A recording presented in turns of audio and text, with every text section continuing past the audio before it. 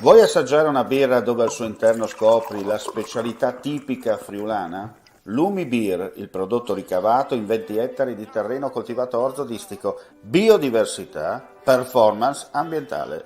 Lumi Beer nelle sue 5 versioni disponibili, 4 per consumo veloce e dissetante e la versione Magnum per intenditori. Lumi Beer si abbina a qualsiasi palato. Lumi Beer è un prodotto esclusivo Azienda Agricola Pancera, il buon seme, i buoni frutti.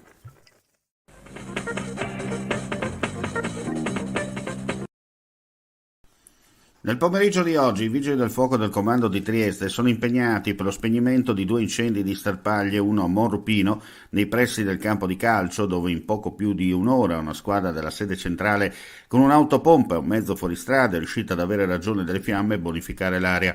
Il secondo è stato invece segnalato dopo le 16:15 a Duino, nei pressi della linea ferroviaria. Su questo incendio ancora operativi i vigili del fuoco, giunti con più mezzi dal distaccamento di Opicina e dalla sede centrale del capoluogo, assieme al personale del Corpo Forestale Regionale e ai volontari dell'antincendio boschivo della Protezione Civile.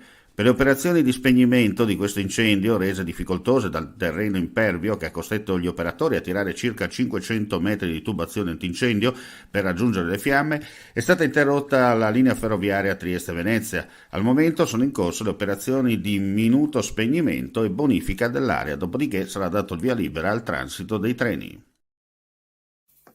Vuoi assaggiare una birra dove al suo interno scopri la specialità tipica friulana? Lumi Beer, il prodotto ricavato in 20 ettari di terreno coltivato orzodistico, biodiversità, performance ambientale.